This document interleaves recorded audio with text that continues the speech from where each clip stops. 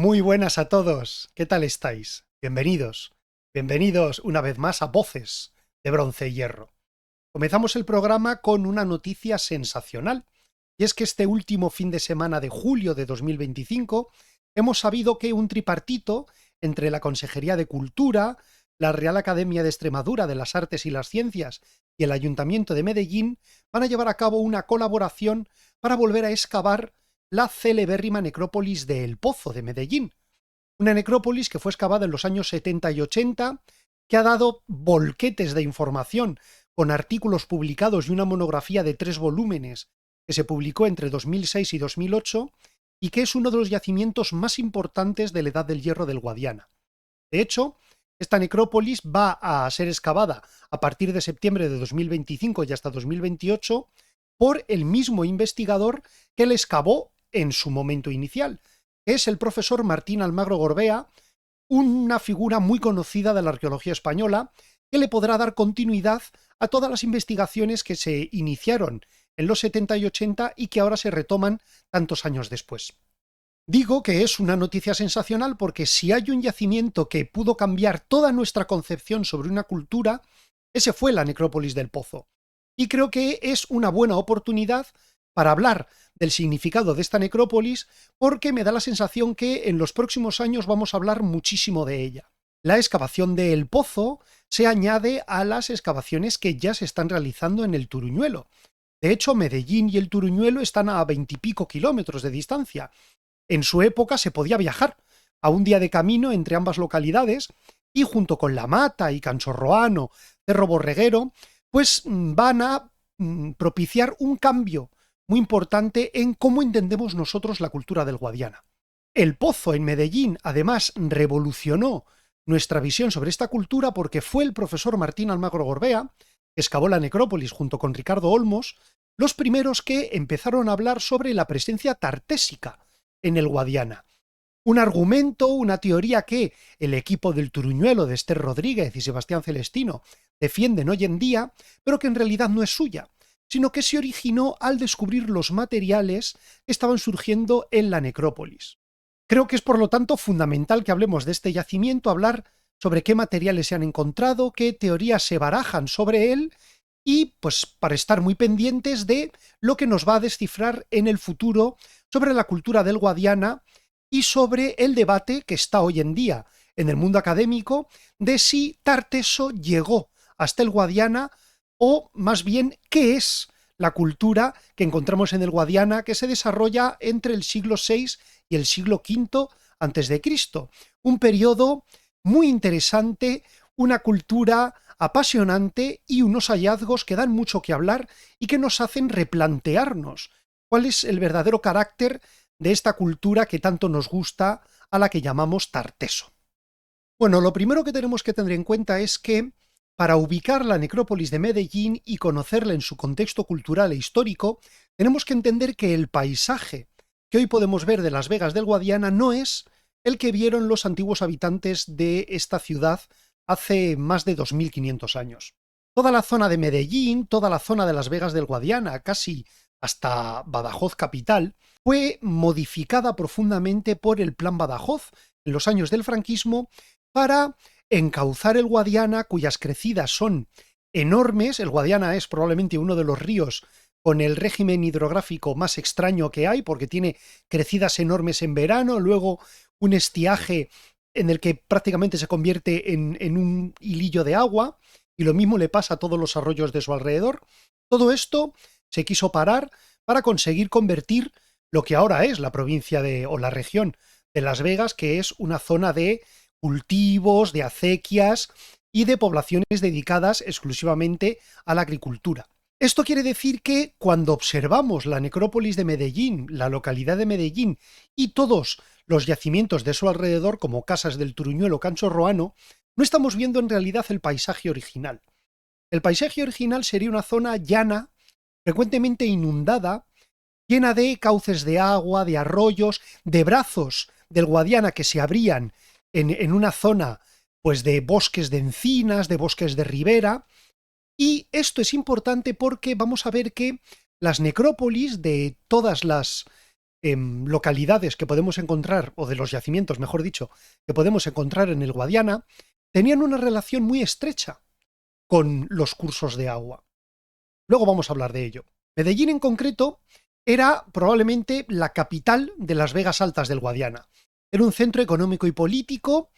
su ubicación le permitía el paso de las rutas comerciales a través del Guadiana, controlando un vado natural sobre el que se construyó un puente romano, luego un puente renacentista y el actual puente que es barroco,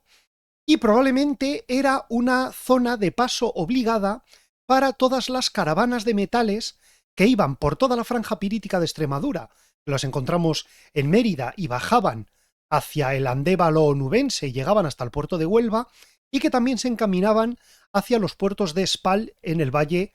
del Guadalquivir, que daban al Golfo de Cádiz. Esto hizo que la población de Medellín se enriqueciera, y además luego van a surgir teorías a raíz de lo descubierto en las excavaciones que van a defender que probablemente Medellín era la capital donde una autoridad principal llevaba a cabo lo que fue la colonización del Valle del Guadiana, porque todas estas necrópolis y yacimientos importantes se fundan a partir del siglo VIII a.C., van a llegar a un momento de crisis en el siglo VI a.C. y luego se van a continuar hasta el siglo V a.C., cuando todo este territorio se abandona.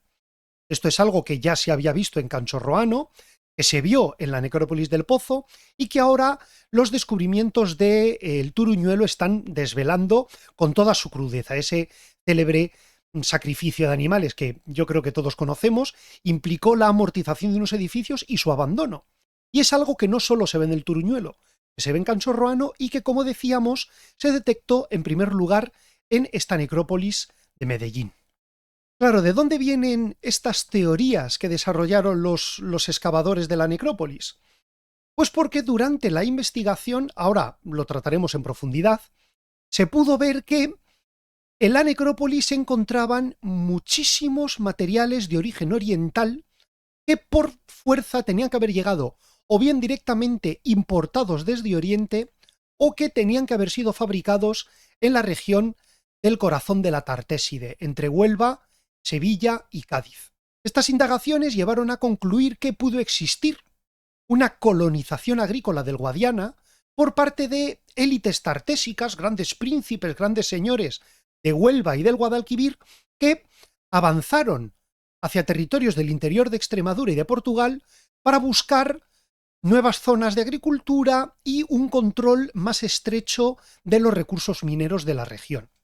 ¿Qué poder tenían estas figuras de autoridad? Bueno, pues probablemente eran reyes o figuras parecidas a reyes que se basaban en el culto a unos antepasados heroicos que conectaban a estos gobernantes con las divinidades, con los dioses. Un tipo de monarquía sagrada oriental en el que los reyes son intermediarios de su pueblo ante la divinidad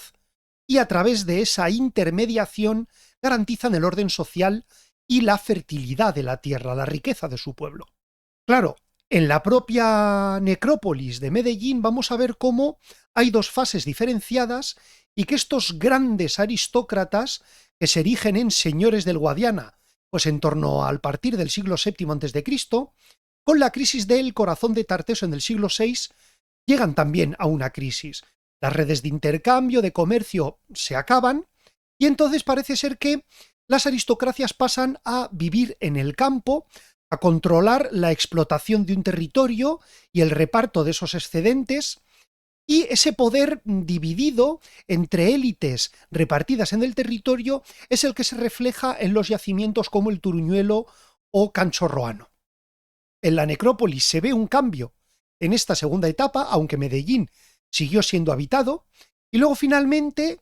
en un momento muy a finales del siglo V, la necrópolis se abandona, y esto coincide con la destrucción y el enterramiento de los edificios del Turuñuelo y de Canchorroano.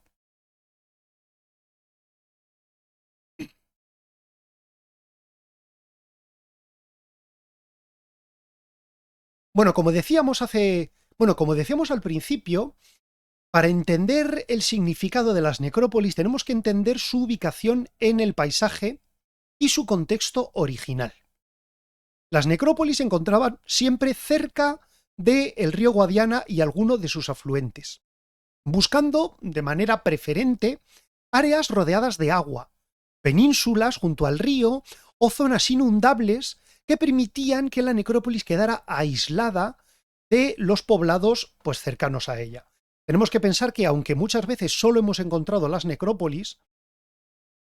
toda necrópolis tiene que tener un poblado al lado, un poblado al que se llegaba dando un paseo. Claro, el problema es que estos poblados no tenían por qué ser grandes núcleos urbanos, podían ser zonas de población repartida, ¿no? Caseríos, granjas, que tenían una necrópolis común, y por eso a veces encontramos las necrópolis, pero los poblados en el Guadiana son mucho más difíciles de localizar. En todas estas necrópolis predomina el rito de cremación, con enterramientos en urnas, y también encontramos algunos elementos claramente de origen tartésico, como son las urnas de tipo Cruz del Negro, que se tipificaron por la necrópolis de Carmona, o los vasos a chardón, que son muy típicos de la cultura tartésica y que suelen relacionarse con mujeres. Vamos a hablar de esto más adelante. También, por supuesto, los celebérrimos marfiles de Medellín, unos marfiles que formaban partes de cajitas, de peines, de paletas cosméticas, cuyas representaciones son motivos tipiquísimos del arte oriental, con una factura y con una técnica que hacen pensar en que están hechos por manos de artesanos especializados en este estilo artístico, es decir, que no son imitaciones, sino que son originales, y que gente del interior del Guadiana podían recibir grandes cantidades de estos productos debido a ese dominio comercial que tenían por su posición estratégica. Si hablamos de estas localizaciones, precisamente la necrópolis de Medellín es perfecta. Se sitúa en torno a 1 kilómetro al suroeste del cerro enorme de Medellín, donde podemos suponer estaba el oppidum, desde donde estas grandes aristocracias o reyes gobernaban, aunque es cierto que hay discusión, hay debate entre los arqueólogos por la localización exacta del yacimiento, porque las prospecciones que se han hecho en el cerro de Medellín, que ahora está dominado por un famoso castillo medieval, no han dado restos evidentes de construcciones, y por lo contrario hay otra teoría que dice que en realidad Medellín pudo ser un pueblo en llano que está literalmente debajo del actual Medellín, por lo que no se han encontrado restos evidentes que permitan localizarlo. Como digo, la necrópolis está muy cerca y además está situada en una zona que aparentemente a simple vista parece llana, pero que en realidad está apenas a 1 metro por encima de su entorno, de manera que, con las riadas más o menos comunes del Guadiana o las crecidas del río, daría la impresión de que era una isla rodeada de aguas estancadas o marjales, lo cual le daba un aspecto místico simbólico muy importante. Pero es que además probablemente también tenía funciones rituales y simbólicas relacionadas con el propio ritual funerario, porque las comitivas, al cruzar las aguas de estos ríos, pues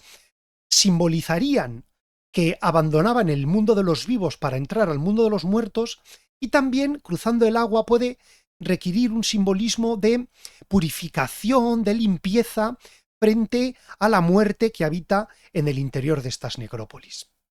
Otro dato de la necrópolis de Medellín es que es una necrópolis que estuvo ocupada durante toda la historia de la habitación del Hierro del Guadiana. Tiene una cronología de prácticamente 250 años, que son unas 10 generaciones humanas,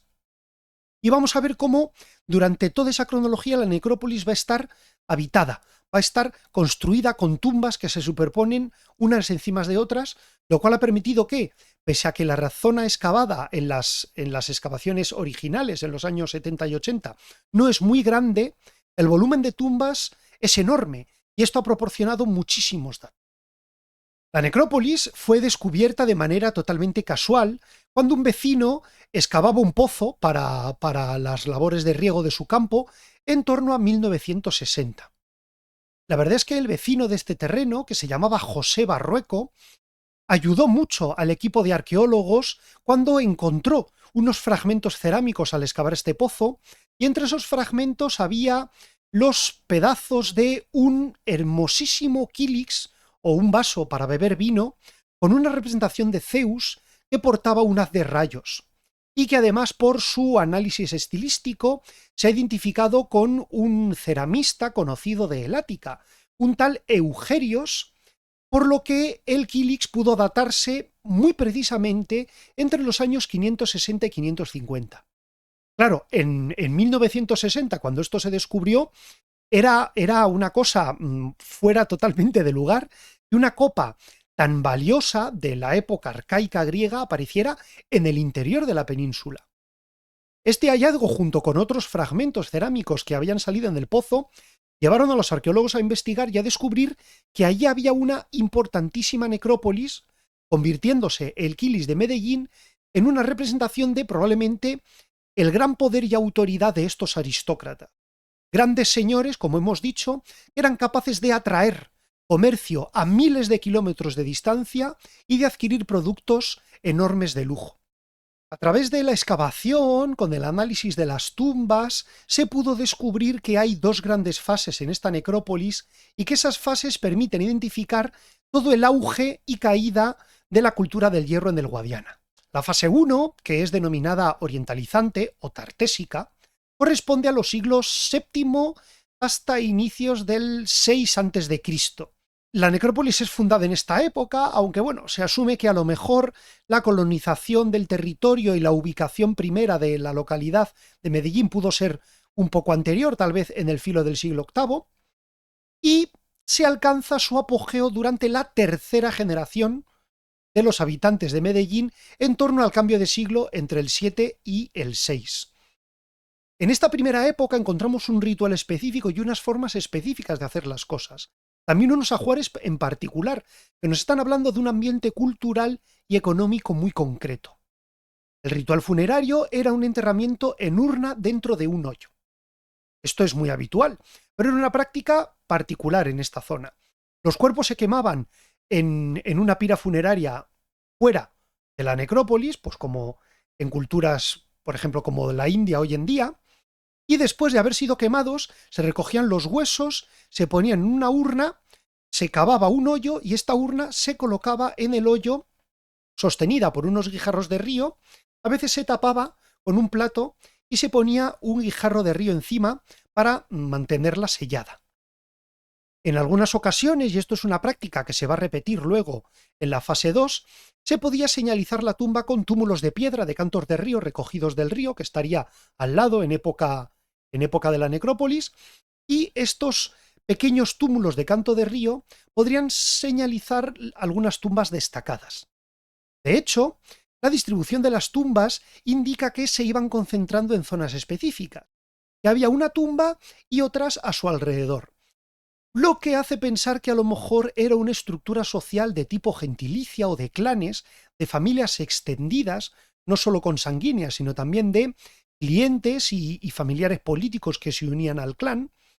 y que esos grupos familiares amplios pues iban enterrando en lugares específicos de la necrópolis. Otro dato muy a tener en cuenta es que muchas de las tumbas centrales en esta estructura son tumbas dobles de parejas, y que además las tumbas femeninas de esta primera etapa suelen ser más ricas y aparecen en mayor número que las tumbas masculinas. No en una proporción enorme, pero sí se nota una relevancia de la mujer en esta sociedad de, decimos, el siglo VII y VI a.C. Hay un cambio en la necrópolis en la fase 2. La fase 2, la fase postartésica, va a abarcar desde la crisis del corazón de Tarteso, a partir del siglo VI, hasta el siglo V, cuando el Guadiana se abandona. En esta etapa cambia el rito funerario. Todavía hay cremación, pero ahora al difunto se le quema en una pira dentro de la fosa. Se excavan fosas mucho más grandes, se colocan las piras en su interior y allí se crema al difunto. Luego, junto a las cenizas, se deposita el ajuar funerario y las tumbas se entierran y se siguen señalizando con guijarros, esta vez formando verdaderos túmulos o enganchados de buenas dimensiones, muy parecidos a los que, pues un tiempo después, se van a practicar también en el mundo ibérico. Sobre la estructura social también se ve un cambio porque ahora las tumbas se ordenan de manera lineal, como formando calles. Lo que parece que hay un intento consciente por organizar el espacio de la necrópolis en una sociedad que ya es más igualitaria, que no se distingue por su clan o su familia, sino que forma una isonomía ciudadana. Aunque tenemos que tener en cuenta siempre que las personas que estamos viendo enterradas son miembros de la élite. Es la población adinerada del Guadiana que tiene el privilegio de poder ser enterrada en este lugar. Los campesinos, las clases humildes, como ya hemos comentado tantas veces, no sabemos qué pasaba con ellas. En esta época hay tumbas muy ricas. Hay, por ejemplo, una tumba donde se ha encontrado un carro. También siguen apareciendo marfiles y joyas, pero en general se aprecia que la riqueza de los ajuares tiene menos diversidad y que las prácticas funerarias son más igualitarias. Que o bien la riqueza de estas gentes ha menguado, lo cual podría explicarse por la crisis del núcleo de Tarteso, y entonces ya no tienen tantas riquezas con las que enterrarse, o que esta mentalidad, vamos a decirle ciudadana, garantiza una mayor igualdad social y por lo tanto los ajuares son más equiparables, por decir así. Pero es que además, a lo largo de esta época, primero, se ve que las sepulturas masculinas comienzan a predominar sobre las femeninas, y segundo, a partir del siglo V la necrópolis comienza a contraerse. Hay una pérdida de población. Esta pérdida de población se asume porque muchos van al campo, como hemos dicho, donde aparecen estos grandes núcleos como Canchorrano y el Turuñuelo, y entonces la población de Medellín se reduce y la extensión de la necrópolis vuelve a condensarse en el espacio central primigenio hasta que finalmente, en torno al 425 a.C., la necrópolis se abandona. ¿Qué podemos decir sobre los ajuares de la necrópolis de Medellín? Bueno, pues en primer lugar, como hemos comentado, que reflejan el alto estatus de la población de esta localidad. Los ajuares más ricos incluyen numerosos objetos importados, sobre todo marfiles, que son probablemente la joya de la corona de Medellín. También encontramos objetos que distinguen el género del difunto, y esto es muy particular de las necrópolis tartésicas. Las tumbas masculinas tienen un tipo de cinturón conocido como de tipo céltico, y esto es muy particular porque es un broche de cinturón que se encuentra en la zona de la meseta norte y en la ribera del Ebro. Esto se aplica directamente con el posible cambio social que ocurre de la fase 1 a la fase 2 y teorías que defienden que la desaparición de la cultura del hierro del Guadiana se debió a la llegada de pueblos célticos que luego se van a asentar y que van a estar viviendo allí en época romana,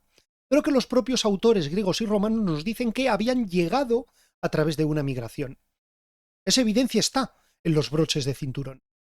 Por otro lado, en el caso de las mujeres, encontramos que ellas tienen un mayor número de adornos personales, aunque elementos como ungüentarios o temas de peine los encontramos en todas las tumbas por igual, porque esta gente, haciendo ostentación de su riqueza, pues también cuidaban su apariencia física.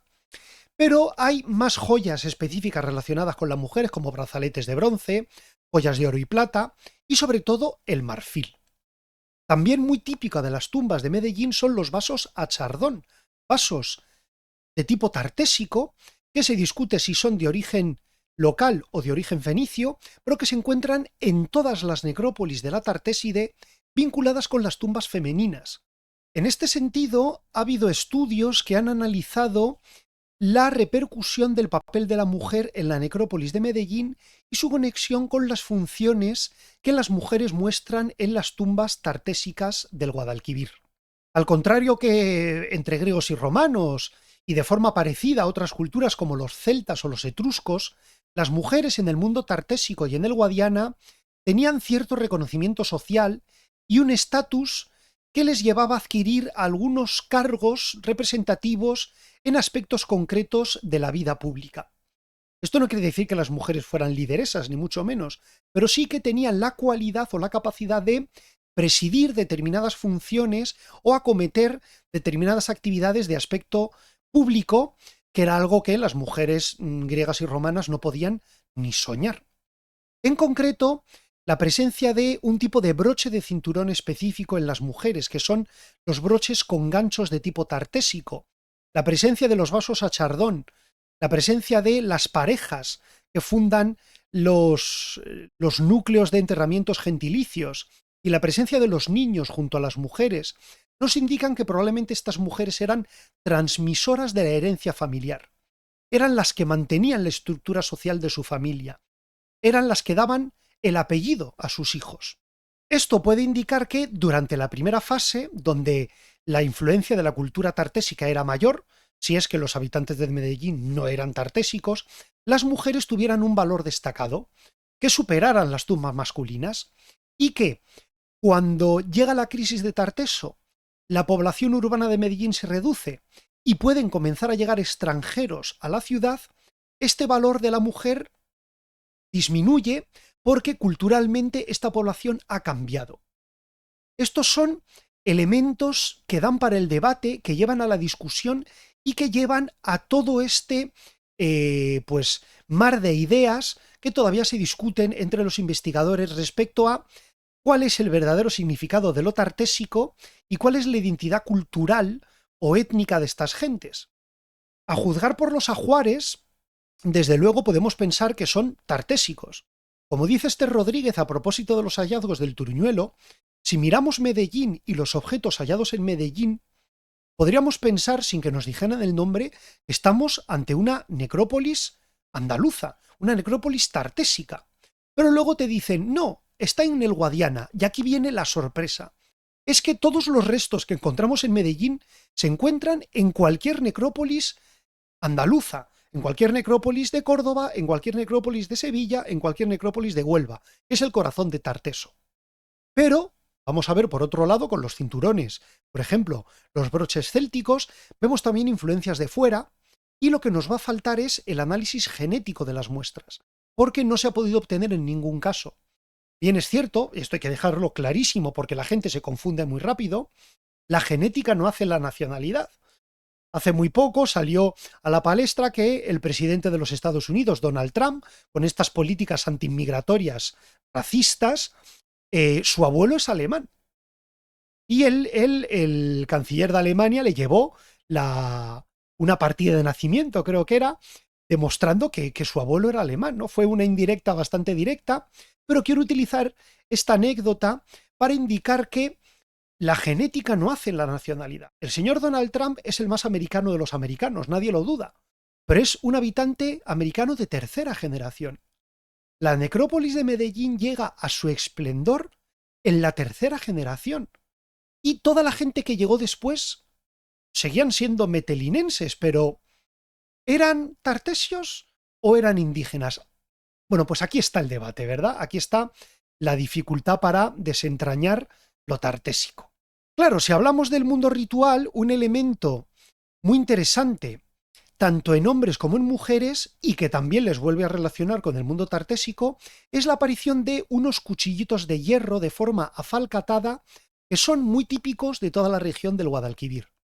Estos cuchillos tienen un carácter simbólico y estaban relacionados con funciones sacerdotales, probablemente de culto doméstico. Eran cuchillos que se utilizaban para el sacrificio de los animales y que también podían utilizarse para cortar la carne y preparar la carne en los grandes banquetes comunitarios. Entre las mujeres también es posible encontrar en sus tumbas conchas de cardium, un molusco con un significado simbólico y mágico asociado a la fertilidad, a la protección y que está muy conectado con el culto a la divinidad femenina Astarte. Diosa femenina Astarte además tiene conexión directa con muchos de los marfiles que se han encontrado en la primera fase de la necrópolis, empezando por el celebérrimo peine de Medellín o peine de Astarte, que nos muestra una imagen típica de esta diosa que se parece a tantas imágenes de la diosa que encontramos por Oriente y también de la península ibérica, con ejemplos como el ibérico de Pozo Moro o el tartésico del bronce Carriazo. Astarte con los brazos en alto sosteniendo unos sistros musicales o unas flores de loto, con unas alas, con un disco solar que representan su valor celeste y la manera en que ella probablemente ayuda a las almas de los difuntos a viajar al otro mundo. Además de este peine de Medellín tenemos otras representaciones de divinidades aladas, rodeadas de lotos, de animales relacionados con Astarte como toros o cabras, y también encontramos algunas escenas de dioses masculinos. Tenemos, por ejemplo, el Zeus del Quilis de Medellín, y tenemos una plaquita con un Melkart que derrota al toro celeste, una escena típica de Mesopotamia, y que probablemente estos dioses, tanto el Zeus de la Copa de Medellín como el Melkart fenicio, representen a las divinidades protectoras de la realeza, las benefactoras de su comunidad que, arrojando rayos o con sus manos desnudas, derrotan a los enemigos de la comunidad, ya sean imaginarios o reales, y garantizan el gobierno del rey. En conjunto, unas divinidades y otras, Astarte, Melkart, la diosa femenina que fuera en el mundo indígena o el dios masculino que fuera en ese mundo, representan una conexión muy cercana también con las religiones orientales. Una conexión que se reproduce en Can Chorroano y en el Turuñuelo cuando encontramos altares en piel de toro y símbolos de los dioses Baal, el marido de Astarte, que en el caso de Tiro era Melkart, y la propia diosa femenina, cuyo templo más conocido en la península ibérica está en el Carambolo. Es un templo fenicio. Así que, en definitiva, como decíamos, encontramos que en la necrópolis de Medellín hay tantos vestigios de cultura oriental que es muy difícil no defender la presencia tartésica en Medellín. Podemos discutir si esa presencia es por aculturación o si es por la llegada directa de los tartesios. Y a partir de esa definición, definir si Tarteso llega hasta el Guadiana o si el Guadiana es un espejo en el que se refleja la cultura tartésica. Pero las evidencias arqueológicas las desveló la necrópolis de Medellín hace ya tantos años, y las excavaciones de todos los demás yacimientos del Guadiana lo único que han hecho ha sido confirmar esa impresión inicial. Como veis, el tema es candente, es súper interesante porque está lleno de matices, está lleno de detalles. La necrópolis de Medellín fue un punto central para esta discusión y seguramente con las nuevas excavaciones en 2025, en septiembre, vamos a tener mucho más que hablar. Las teorías de lo tartésico en el Guadiana las desarrolla el profesor Martín Almagro Gorbea hace más de 40 años, porque los restos de Medellín dan poco lugar a la duda. A partir de ahí se configura la idea de esa presencia tartésica en el Guadiana. Can Chorroano demuestra que es un templo o santuario con un altar a Astarte y a Baal y con la presencia de cerámicas griegas y orientales que coincide perfectamente con Medellín, y eso que Can Chorroano, recordemos, no está muy lejos de Medellín, a un día de camino en realidad, y el Turuñuelo no ha hecho nada más que reconfirmar lo que ya había descubierto Medellín y lo que ya había descubierto Can Chorroano.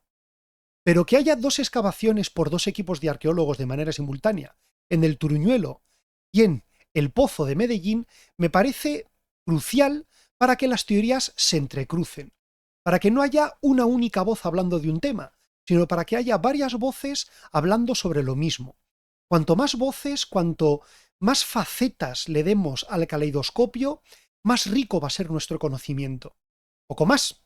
Por supuesto, saber que, esto no lo digo yo, tenéis en la descripción del vídeo bibliografía para consultar sobre la necrópolis de Medellín. Hay mucho. Os he dejado algunos artículos destacados. También tenéis un enlace al blog de Voces de Bronce y Hierro, donde tengo 2 entradas tratando este tema, por si las queréis leer, y también allí tenéis la bibliografía. Y os animo a que, a partir de vuestras propias lecturas, indaguéis, investiguéis, tiréis del hilo y lleguéis a vuestras propias conclusiones. Muchas gracias por haber llegado hasta aquí. Espero que os haya resultado interesante. Nos vemos en la próxima. Que los dioses del Guadiana os sean propicios y que no os dé mucho el sol este verano. Adiós.